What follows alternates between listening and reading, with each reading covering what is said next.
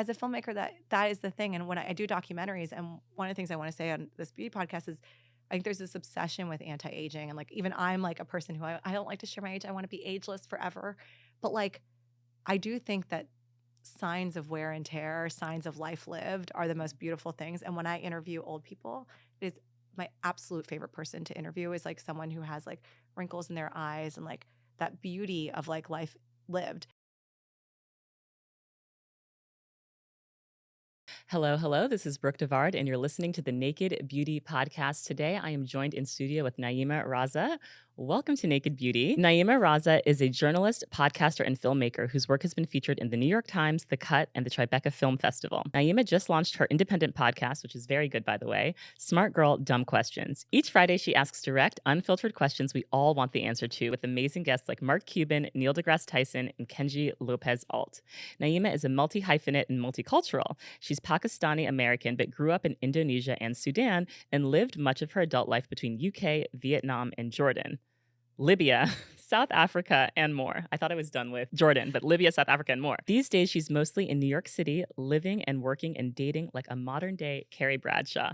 We are going to get into it all. Nayeema, welcome to Naked Beauty. Brooke, thank you so much for having me. I love the show. I love what you do. And thank you for having me, but also for embarrassing me by reading things to me about me. Listen, you are very smart and you've done so many amazing things. I realized when I was doing research to interview you that I'd read a lot of your articles for the New York Times without, knowing who you were, that we even had like friends in common and we have Stanford in common. Right. We do have Stanford. But you went to Stanford. I went to grad school there. Yeah.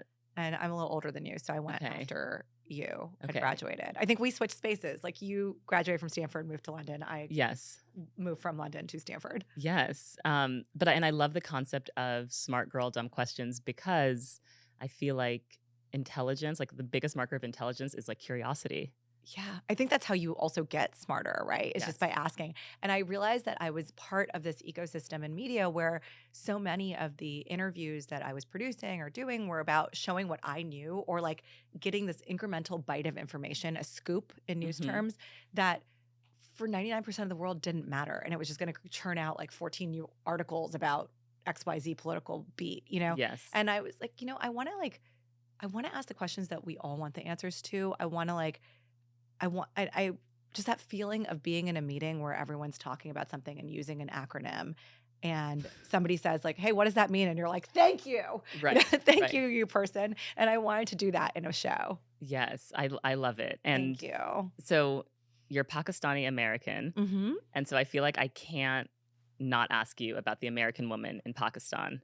Oh, yes. Oh, my God. Yes. Onaija. She's like such a hero. We have embraced her in Pakistan. Yeah, so she was so warmly embraced in Pakistan. And I feel like I knew so little about Pakistan before her ascent into your home country. Yes. And I was amazed at how warm the people were, how non-judgmental they were, how they really like took care of her. I feel like it was great PR for the country. Oh, I know. It was like this ad. So basically this for people, I think everyone knows the story. Give us the background. But there was this this wonderful woman, and now I'm forgetting her name. Onaija Robinson, who from New York City, this very cool personality-driven Black woman Yes. shows up in Pakistan because I think she'd met someone on a dating app. Yes. And the love didn't work out, but then she demanded real estate. She wanted to be set up in Pakistan. She felt she had been lied to, and people were kind of willing. I think she had a GoFundMe. People. Oh yeah. She wanted 20,000 or more. 20,000 or more. She wanted a certain amount of like real estate land size that she wanted.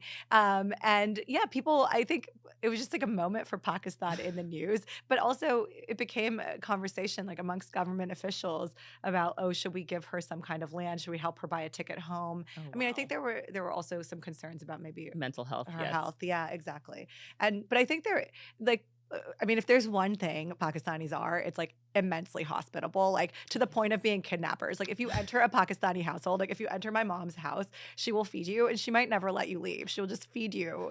She's like the anti-Ozempic, like you'll come there. She'll just feed you to the end of time. But that is something that is very, it was beautiful to see that reflected because not a lot of people know about Pakistan. Right. And both my parents are Pakistani. Of course, ironically, like my parents were older parents. So my dad was in his 50s, my mom was in her 40s. And my dad was born before partition. my mom was born at partition. And wait, or what is partition? Speaking of dumb 1947. Oh, questions. yes. It's when British India was one state that now encompasses, of course, India, Pakistan, Bangladesh, and Kashmir. They were all ruled under colonial rule as British India, the British Indian Empire. And right before, colonization was ending in August of 47, there was a decision that there would be a split between the Hindus and the Muslims. There was this massive, Muslim-Hindu kind of historical coexistence / rift. Muslims were not included in the Indian caste structure, for example, or they were seen as untouchables, the lowest ring of the class. And so right on the eve of partition, Pakistan was created as a different state led by Jinnah, et cetera, and India was its own state. Pakistan was a fragmented state that was actually West versus East. Yeah, West Pakistan, which is now current day Pakistan, and East Pakistan, which is Bangladesh. And then many people might have heard like Kashmir is this fought over land. Yes, I have heard that. And so Kashmir was supposed to be part of Pakistan, but the Maharaja of Kashmir was Hindu and wanted to be part of India. So there was this like kind of defection in that moment, and that continues to be a real kind of lightning rod in the region. And then, of course, in the 1970s, East Pakistan became independent, Bangladesh, in part like kind of egged on by the Indians, but also because the Bangladeshis were treated almost as second-class citizens in their own country. And there's, my mom's family was living in East Pakistan and then migrated to West Pakistan. Interesting. So that's like a history of partition. Yes. But the thing is, we're all the same. And if I sit in a car, like people just always assume I'm Indian, or like if we're going out to eat, I'll often be like Indian food, even though I mean Pakistani food. And a lot of times when you go to an Indian restaurant in London, you're actually eating food by Bangladeshi cooks or Pakistani cooks, right. just branded by India because it's like the biggest of the three. Yes. Oh my gosh. That reminds me so much of the Ottoman Empire in Turkey, where I spent a lot of time in Turkey, now called Turkey. Yes. But Greece and Turkey are like, it's like identical cultures, but one is Christian and one is Muslim. Oh, yeah. But they're like you the can get in same. big trouble for saying that in some parts of the world. And they have Cyprus, which is a similar kind of divisory line for them. But Turks and Pakistanis, like my best friend from college is a Turkish guy, and I've spent a ton of time in Turkey. I know your husband is Turkish, but we're also like very good close friends. So there's a lot of Turkish stuff in Pakistan. Like Turkey is one of the very friendly countries to Pakistan. Interesting. Yeah. See, now I want to go to Pakistan. You got to come. Yes. Oh my God. God. My mom won't let you leave. Yes. She's I'm actually excited. in suburban Maryland, so you don't want to see her there. You want to go to Pakistan. Yeah. Well, you've lived in so many different countries. I need you to do the rundown again.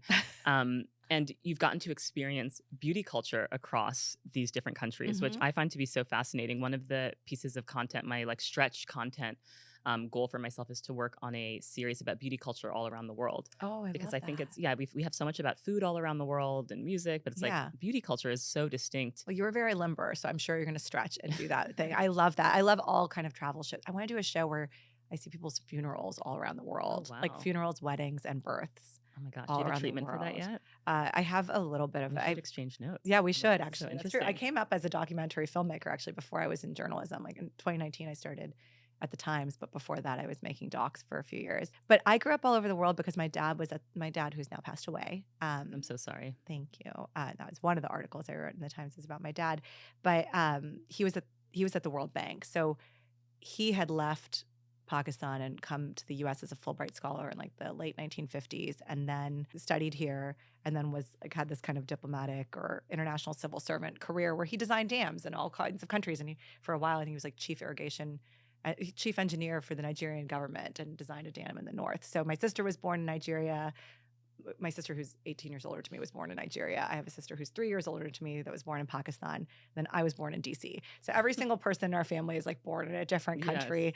We actually, for most of our lives, all lived, like we were never all five in the same country because my sister was 18 years older. So she was always like studying or grown up. And then, but we stayed very close as a family. And I grew up with a very Pakistani beauty culture. Yes. What is Pakistani beauty culture? I mean, it's like always on.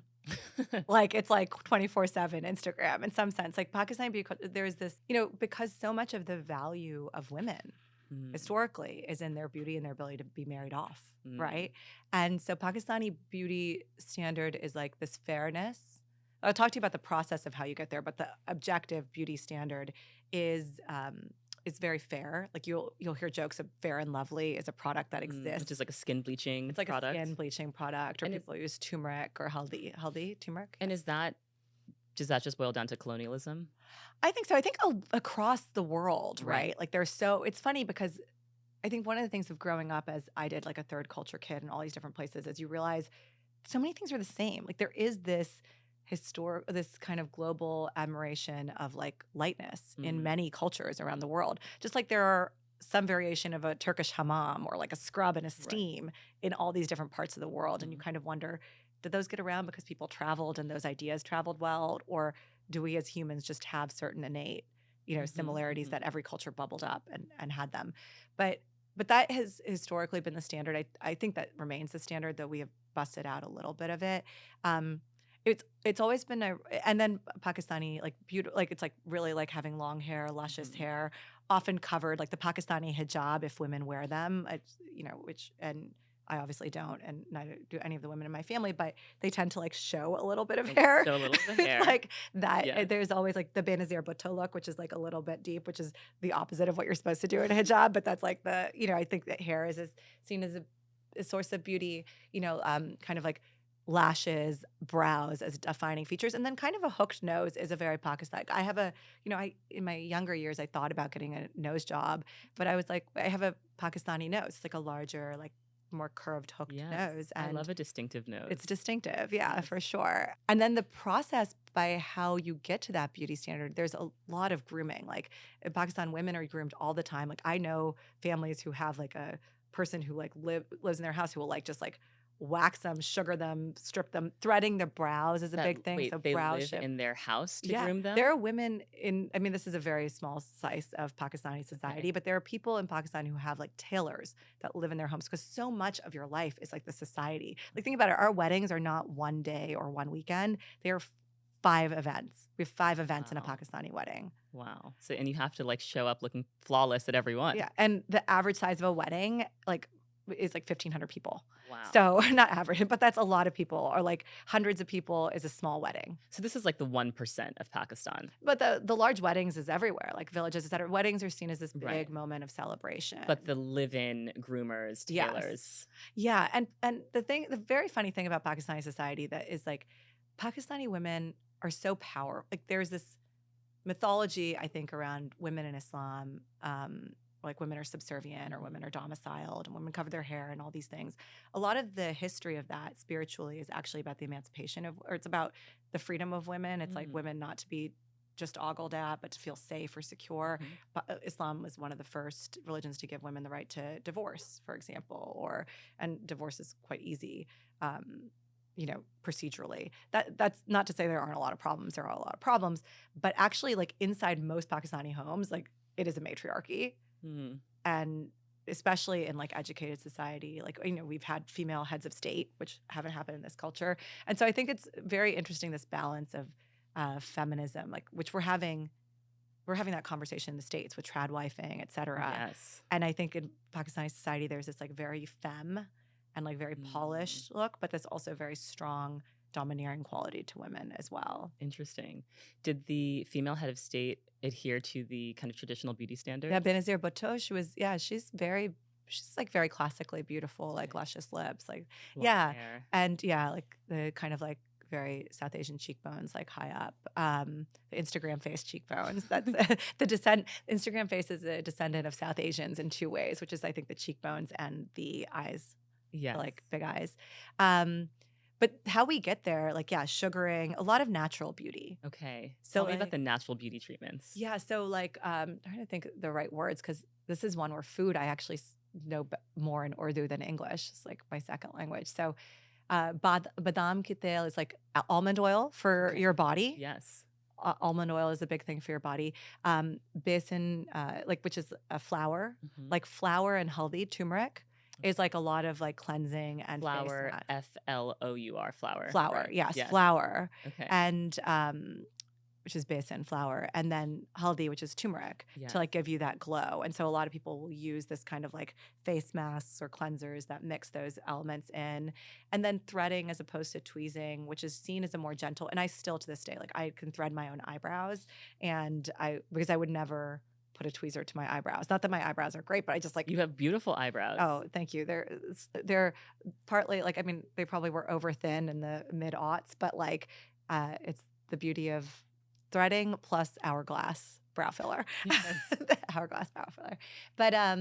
But there's this, yeah, like a lot of more natural routine. And then also I think about this a lot because, I'm like starting to get grays and in one corner of my hair, and I'm like, oh, what should I do for my hair? And I think I probably will want to do henna, Mm. which is they call it henna. We call it mehendi actually, which is the Yes. same. You use it to draw beautiful designs on your hands during that like 5-part Pakistani wedding, but you also can use it to color hair, and that's how my mom and everyone would color their hair. It gives you kind of these bright orangey Yeah, flecks. reddish. I've done Yeah. henna on my hair. Oh, you It's have? beautiful. Yes. But the crazy thing is my hairstylist, Kobe Alcantar, who I love, I'm the only girl that goes from Manhattan to Williamsburg to cut her hair because I love Colby so much. She's a trainer for Oribe and has a salon called Little Axe. She told me that if I start doing henna, if I ever do hair dye, my hair will burn off.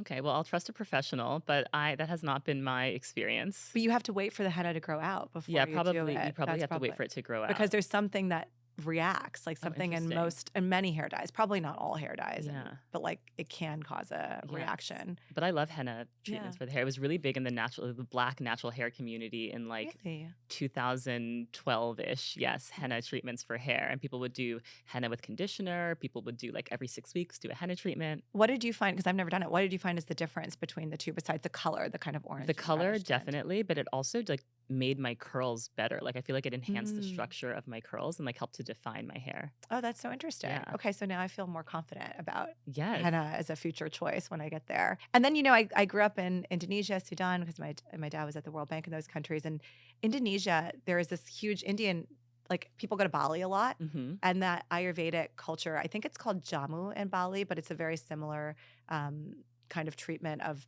the whole idea of Ayurveda and a lot of South Asian care is like you as a body are more like what's out there in nature than you are like in your technology Yes. and in our interior lives. Yes. And so it's kind of aligning yourself to live by the day. Even like Islamic prayer is kind of tied to sunrise, sunset, et Yes. cetera. So a lot of it is like alignment with the natural world Yes. as a source of health and beauty. And a lot of it, right, is identifying it's called a dosha? A dosha in Ayurvedic. What your dosha is. Like Yeah. if you're like Pitta or Vata. Or, Yeah. So I was seeing a guy who is in the health world, and we went to Berkshires and went to an Ayurvedic yoga center, which I can't remember the name of, but it's like starts with a K, and had these Ayurvedic readings and Yes, what got was our yours? doshas. I was a Vata Pitta. Vata Pitta. Okay, so that means like drier. Yeah. What is the No, Vata is air. So they're all tied to elements. So like Kapha is, I think, water. Pitta is fire. Okay. And Vata is air. And it's funny. You basically like take this. You can probably find it. Find it on the internet, but don't click on like a misinformation site that's going to steal all your cookies. But you can find one of these quizzes, and it basically identifies a lot of things. Like, are your eyes very almond shaped? That's very kapha. So like on that, I would be kapha. Is your hair thick? Like that would be kapha. But then also your appetite. It asks you like, Yes. do you get hungry early in the day? And like, Yes. I don't, I burn meals really quickly, so I'm pitta in that way. And then vata is this kind of airiness. It's like I don't get like I'll kind of go through a day and be like I didn't have a meal. Like that's very vata. Interesting. And so you're kind of predominantly two of the three. And they say actually you should date someone who's the other two.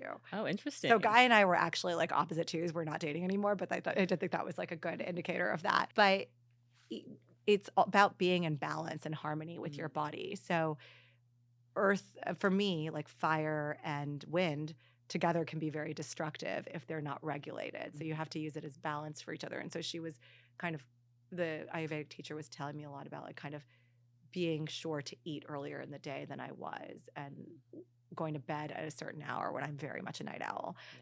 Yeah. So that's in the history. And then a lot of oil is used, a lot of natural oil-based stuff, which is also the case in Indonesia. And later on in my life when I lived in places like Jordan and Vietnam. In Vietnam, I found there's like a lot of rice water and that, which you just taught me as toner on my show because I asked you a bunch of dumb questions about beauty.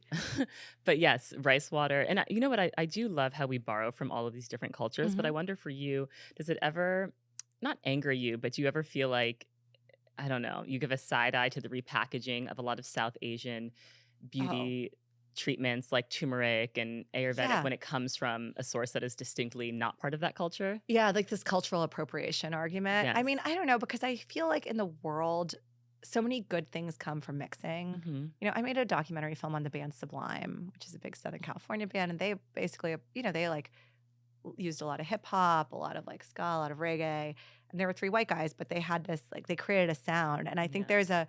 there was a respect in the art form of Hmm. using it. So I appreciate I mean, mostly I'm jealous that I didn't think about like bringing Ayurveda to the United States because I did have a conversation with a friend in 2012 being like, we should package this shit and bring it to the Yeah. States.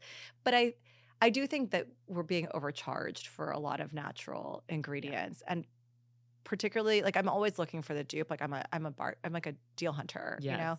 And so it doesn't upset me. I think it's nice if it had that branding. Like Right. if like you knew that these things came from Pakistan or that these I think it's beautiful to tell a story and I appreciate when brands do that. But more, I think that sometimes we spend a lot of time reinventing things that other cultures have already found out. Right, right, right. Like I feel like gua sha has become so detached from Chinese medicine, Yeah. and a lot of the brands selling gua shas are not have no connection to China whatsoever. Yeah, and even our whole longevity obsession, which I'm kind of into longevity culture, but I do think that a lot of it's trying to recreate something that Eastern medicine has in many ways perfected over Yes, 5,000 years, right. right? And I think often in America we're guilty of like forgetting the rest of the world. And every time you go into a museum and you see things that were created like thousands of years ago and Egyptian culture or Chinese culture, like they have a head start and trying to find a lot of these answers. And so trying to figure it out in our more chemical digital way is sometimes scarier to Yes. me. What are you doing for longevity? Oh, I mean, mostly like my number one hack is that I really don't drink, or drink very, very little and eat pretty clean. I'm not like into the kind of drug and, cigarette culture. I Yeah. was never into that. So that I think is the number one hack. But I'm going to do the Pronuvo scan. Okay. Yes, that scan that can tell you if you have early indications of any sort of terminal illnesses. Yeah, and I think I'm gonna interview the medical officer on my show, and also I'm hosting a longevity health and tech conference in San Francisco with Eric Newcomer, who's also an independent journalist. And we're doing that in September, and going to have a lot of people from the longevity space out there. So I'm currently like absorbed in this model. I just bought a red light therapy Celluma Okay. device, and it's funny because I thought about buying it for fertility. Like I was thinking about doing another round of egg freezing, which I had done in my early 30s, and I was thinking about doing another round right now. Why do another round? Did you not get as many eggs as you wanted, No, or I got like 20 odd eggs, and that was isn't like that a lot? yeah, that is a lot. And like that, there's always calculators, Yeah. right? And it's like, okay, those 20 odd eggs should give you 5 euploid embryos, and each euploid embryo has a 65% chance of birth. Therefore, you have like a likelihood of getting, 2 to 3 4 kids, like in this, Right. which is as many as I'd ever want. But that said, like I think as you get later into your 30s, you're like, okay, am I gonna actually have kids?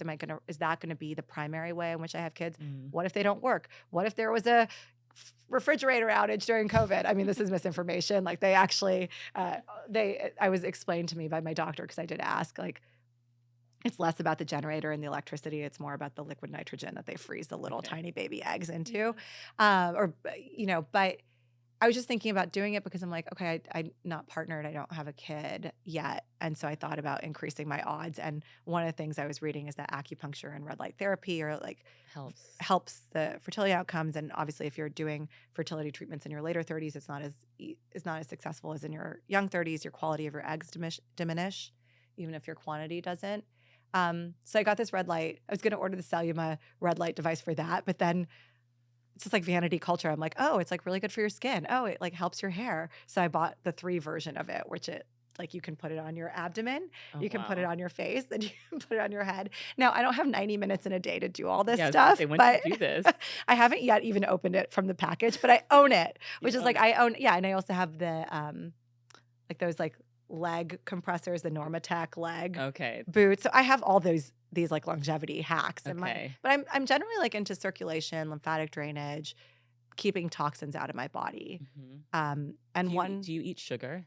I do, that's my one. Yeah, I'm like people that are like Because a lot, and you look amazing. Oh, Can thank we you. share your age? Yeah, we can. I mean, we can just tell them I'm old, but yeah, But ageless. Yes. but when I talk to people that look really, really good, they always Yeah. say that they don't drink. Yeah. And then the next thing that comes is like they kind of stay away from sugar. And I'm like, I No, can't I can't do imagine that. staying away from sugar. I love a good dessert, a sweet treat. I love Susie cakes when I'm in California. Like Ooh, I just Susie cakes had is Susie good. cakes. Yeah, it's very Have you had good. the mochi donuts here? No, what are the Oh my mochi gosh, donuts? mochi donuts are like, I'm obsessed. Really? They're so I good. haven't heard of mochi donuts. I like mochi though. And Yeah. they're cold. They're frozen. No. They're just hot, warm donuts, but they have that kind of like tapioca gumminess. They're so Oh, good. okay. We can You go can get after like a this. matcha mochi donut. I Like, love. I don't drink coffee either, okay. which was a hack from my mom, who was like, "Don't drink coffee till you have kids, because you'll need like a caffeine burst." Yeah, I'm at not this point, caffeinated. caffeine is like water to me. Like Yeah. it just doesn't even wake me up.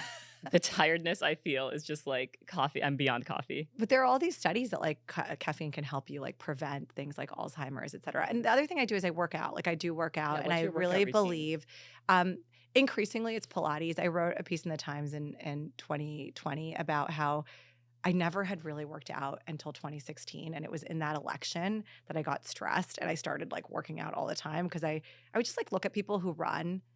And Neil deGrasse Tyson said this to me on my show. He's like, if you look at runners, they're never smiling. That's so true. And I was like, that's very scientific evidence of why Yes. running is not. But I realized like they were able to clear their head. And I needed to do that in that kind of election cycle in 2020, especially of like covering an election. But even in 2016, et cetera, just the stress of the politics and the amount we need to know. I mean, we live in a culture now where like 12-year-old kids are stressed about the election results, and 8-year-old kids are talking to you about politics. And certainly like politics are extremely important, and I think we should pay attention to them. But I also feel like we need outlets. We don't need just incoming. Yes. And so exercise has been a huge outlet for me. I used to do like HIIT, high intensity interval training, like berries, like 5 or 6 times a week, and then do yoga on top of it That's a 3 times lot. a week. Like I was super class pass culture of like 2017 New York. Yeah, Remember I was those there. I was there days? too. Yeah. Yeah, that class pass dry bar Yes. era. Not dry bar for me, but Oh, yeah. class pass, yes. Yes, I was in that era. But now I've like focused a lot more on Pilates and strength, because as you kind of get into your late 30s, early 40s, you want to focus much more on building muscle. It's like women's hormones fluctuate. I just interviewed Tamsin Fidel about this, because I'm like, what does life look like in your 40s and 50s? And she kind of gave me the rundown of like how muscle is the number one thing you want to invest in. Yes. Protein. Yes, I love strength training. Mhm. And when you Are said do that? I do strength training, yeah, twice a Mhm. week, lifting weights, I love it. But I thought you were going to say that you do NAD supplements, Oh. shots, because that's what everyone's doing now in the longevity world. No, I'm a little bit scared of supplements. I take like a once daily women's vitamin, Yeah. and I take magnesium at night. Okay. But I have to say, like, I have looked a little bit into the lack of regulation when it comes to supplements. I mean, I'm just like not sure what's in those, like what looks like a plasticky filled thing. Yeah, I'm not as much into supplements, but I do know there has been a lot of, and I've been listening to a lot of like NAD, the precursor to NAD, which is NMN, I think, Okay. which is even seen as better to put into your body, I believe. Berberine is another one that people talk a lot about. So, and then there's a lot of like Chinese herbs, like I've heard lion's mane, which I think is a low It's- level. Yeah. I love lion's mane. We Yeah. cook with lion's mane all the time. People think it's really good for like kind of evening out their temper and their mood through the day. Yeah, and and focus. I've heard focus. it referred to as like a natural Adderall. I don't know Yeah. if that's overselling it. I don't know. I've never tried it. I've never tried Adderall, so I really don't know. But I think in general, like this idea of living healthier for longer is a good thing. I also like have always thought like, oh, I want to die young and full of potential, which is such a morbid thing to say. Wait, But what? I'm like Why? running out of time because I don't know. I just like always feel like when you read an obit, I love reading obits, and like I've written, unfortunately, obit before for a colleague of mine at New York Magazine. But there's something about like this romantic quality, and this is probably being a writer, of like these lives that were like, it's like imagined lives, and there's this great Kierkegaard quote, this Danish philosopher, and he says like, the greatest sorrow is for our memories, especially the ones we never made, or our future, especially the one we never had. I'm mistranslating it because I don't speak Danish. But that idea of like what could have been is very romantic to me in a life.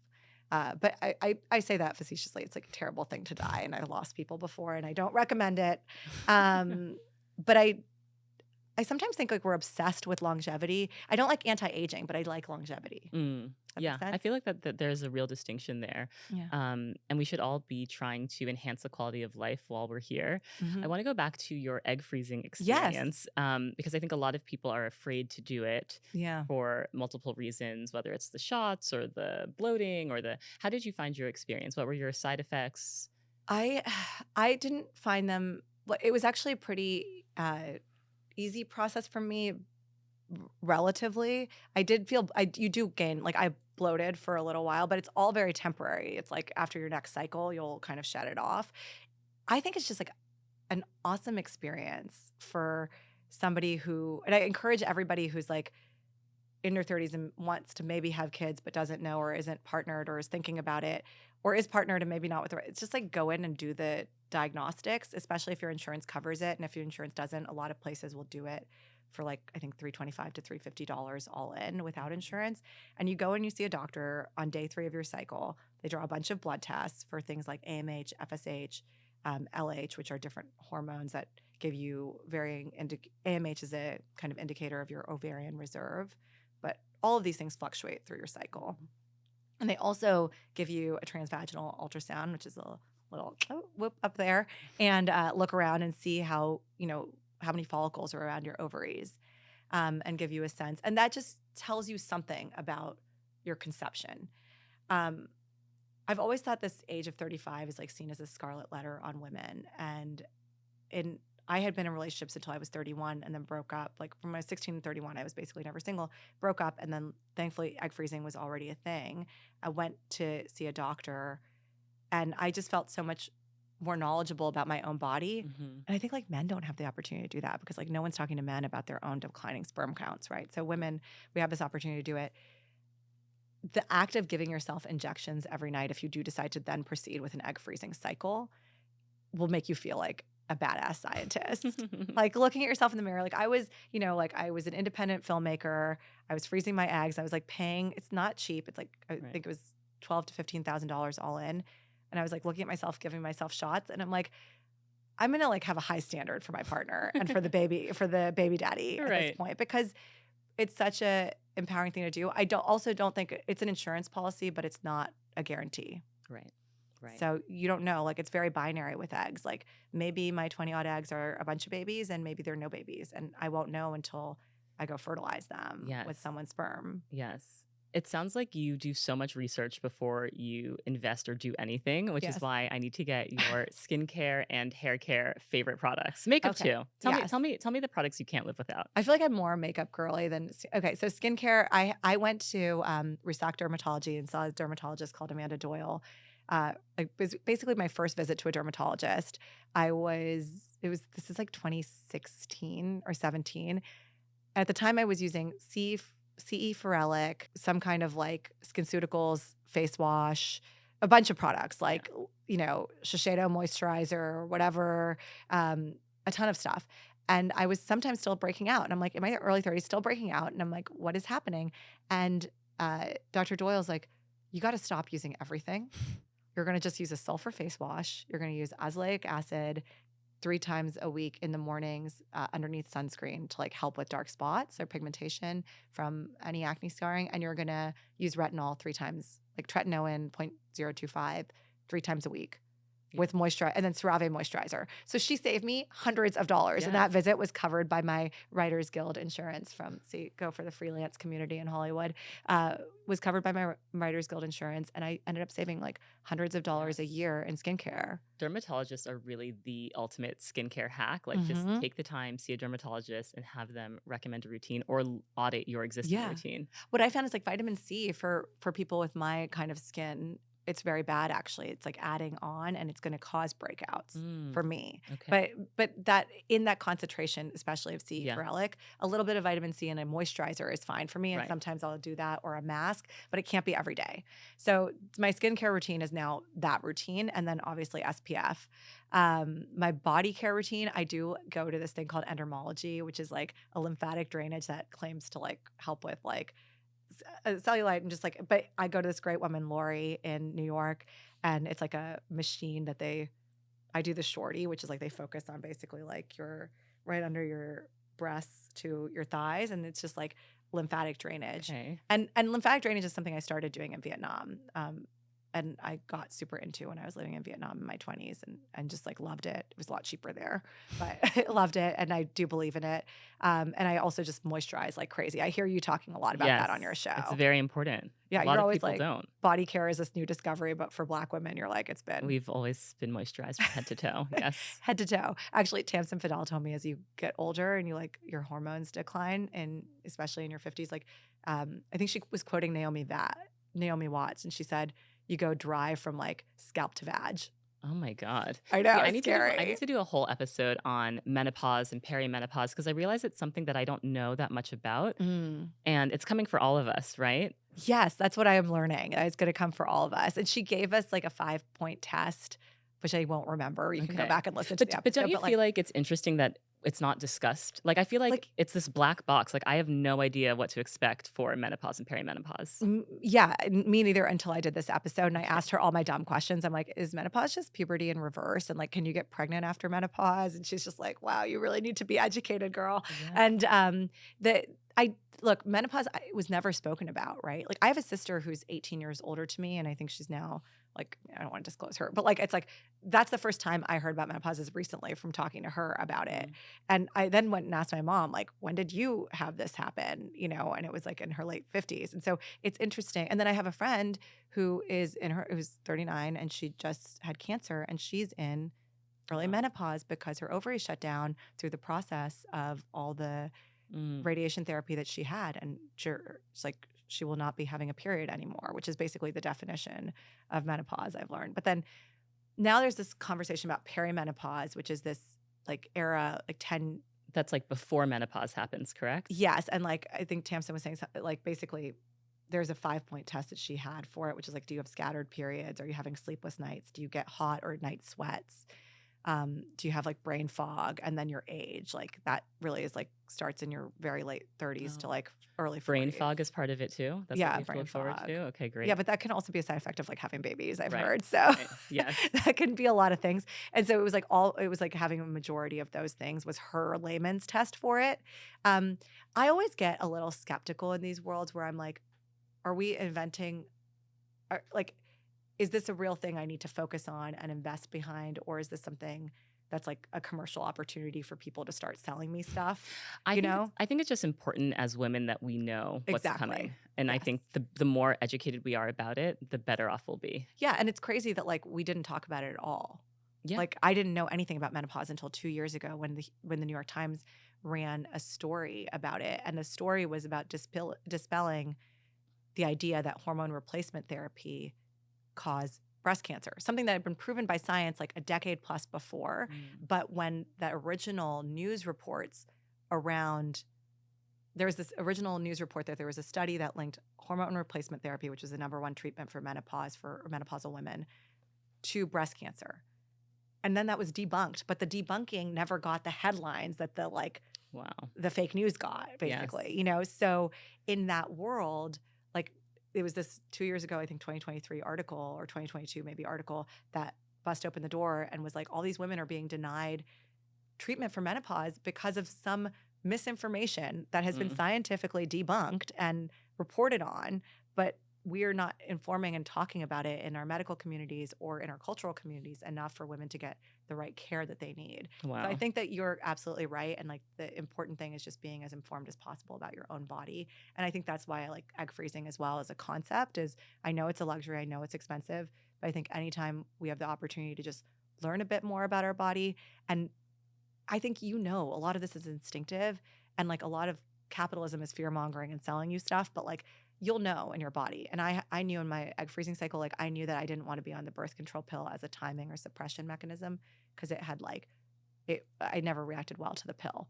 So like I feel like a lot about your own body. Absolutely. Yeah. This is like a hard pivot into makeup. Makeup. Hair Let's care talk makeup. favorites. Yeah. Oh, hair care. Okay. Love Oribe, just like the simple signature shampoo conditioner. And they have this new product called Arancer, which I haven't used today, but it gives this like mirror shine to it that I really like. I love their foundation mist. I'm like a total Oribe girly. Okay. Everything Oribe on hair. And then I use their hairspray, which I probably haven't put on today. My hair is probably all over the place. I'm not going to look at it. And I do also use argan oil. So I love argan oil. I basically oil my hair once or twice a week and go and do that instead of conditioning often. Okay. So I'll just do oil, like put my hair in a braid, like sleep like the night before the cleaner comes kind of thing. And then I will wash it off, not use a conditioner, and use that rinser, that mirror rinse, I think it's called, from Oribe. So that's my hair. And then hopefully one day henna is going to be added to the routine, which I've heard it also helps with thickening hair as well. Yes. And then maybe this red light therapy, if I ever open the box and put it on my head, I'll send you a photo if I do it. And then makeup, Luminous Skin Foundation from Giorgio Armani. Perfect. In love. Just such a beautiful foundation.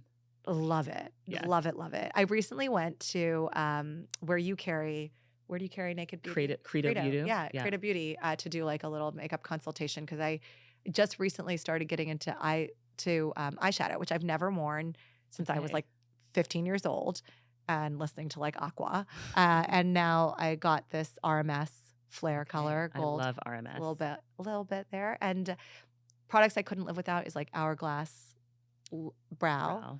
The Chanel Duo Intensite lip, like double lip color. Yes. That's super lasting. And like, Wet n Wild, like doesn't break eyeliner.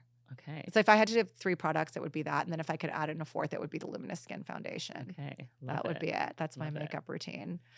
You mentioned, or I mentioned in your intro, that you were dating in New York like Carrie Bradshaw. What is the dating pool like? And do men appreciate all of the beauty treatments and the effort put into the look? This is like the thing about, I'm fascinated by how much of beauty, I feel beauty has been trying to push it as a category into men, but it's really like only fully made it in like the gay male community. Absolutely. And gay men to me are like, they're the saving grace of all women. I like to think, I'm like, is the alliance between gay men and straight women over? Like, it's definitely not that Carrie Bradshaw relationship anymore, because like they don't need us anymore. They don't. Well, the gay men have surpassed us. Yes, and gay men have also done so much to shape the beauty industry. Oh, for sure, and fashion and everything. And they're contributing. Everything aesthetic. Everything aesthetic. And I just say, like, it's like I say to my boyfriend sometimes, I'm like, gay men are an example of what men could be if men just tried hard. Like straight men tried harder. Like gay men are the example of like what men could look like. It's like, it's like women are just expected to be so beautiful, so perfect in every way. And it's such like, it's something that just like breaks you. And the freedom of, I think, your 30s is like realizing, oh, fuck, I don't need to be perfect all the time anymore. Right. And I've heard you talk about this, like going from being like the sense you have to be flawless to being like embracing of your flaws. Absolutely. And I certainly believe that. But I do still have like a very high standard for myself. And I think it'll be even higher as I get in my 40s or 50s. Like I think I'll have an even like higher standard of beauty to keep myself to. And it is frustrating that men, I think they don't really, I don't know that they really appreciate it, but I think that they don't have to invest in it. That's what gets me mad is the economics of it. Right. It's like the pink tax, Yes. And I think dating has been really transformed by this aesthetic culture. Like dating apps, women never really, I don't think, chose their partner purely on the basis of like looks. Like if you read Jane Austen, like that's not what it's about at all. I never dated with dating apps, so I don't even know what it was like. So what is it I hadn't either till I was like 31 and single for the first time. So do you go off of picture? Do you? I mean, I don't really date on the dating apps. I really only did it during pandemic, and I date on Raya a little bit, but like I mostly date in real life, and I have such a social life that I'm like out meeting people all the time. But and so I go to so many events for work, and so most of the people I meet is, as one ex-boyfriend called it, it's shopping cage-free organic. It's like in the wild, and so that's it. I do think dating is so much fun, and I've kind of contemplated, is New York City the worst place to date, or is it just the best place to be single? That's a really interesting question because it's so much fun to be single in New York. Yeah, like, I mean, it's just like, it is so fun. And it's also so fun to date in New York. Like, I love going on first dates, but I am a lobster. I like to be partnered. And I do, like I've been in relationships most of my life. I do think it was important for me to spend time in my 30s single because I hadn't had that in my 20s at all, really. And I feel like my career in the last like 6-7 years has gotten to a place where I'm like, oh, like I never invested in it the same way. I was always I always saw it as secondary to like a partner's career or whatever until I was, single and kind of ambitious in my 30s in New York. And that has given me like a whole new life.